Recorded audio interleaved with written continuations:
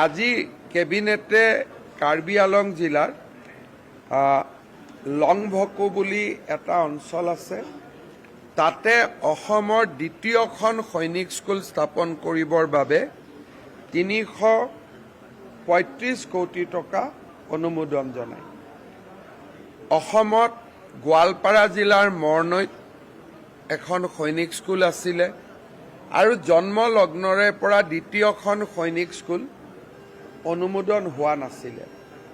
আজি কেবিনেটে এই সৈনিক স্কুল স্থাপন কৰাৰ সিদ্ধান্তত অনুমোদন জনায় আৰু ভাৰত চৰকাৰেও এই সিদ্ধান্তত ইতিমধ্যে অনুমোদন জনাইছে।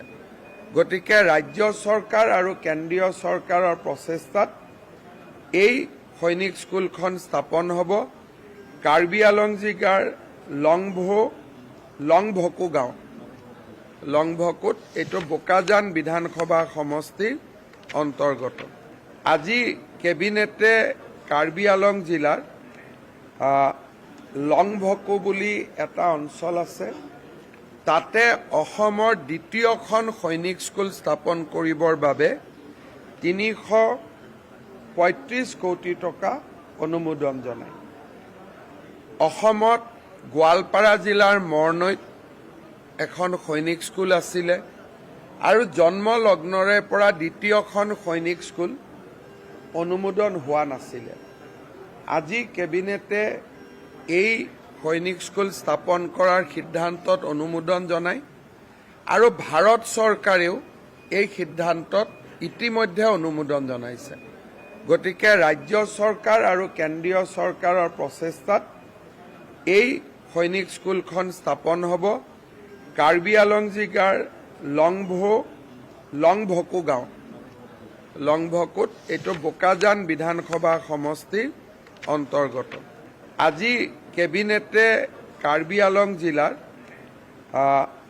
লংভকু বুলি এটা অঞ্চল আছে, তাতে অসমৰ দ্বিতীয়খন সৈনিক স্কুল স্থাপন কৰিবৰ বাবে ৩৩৫ কোটি টকা অনুমোদন জনায়।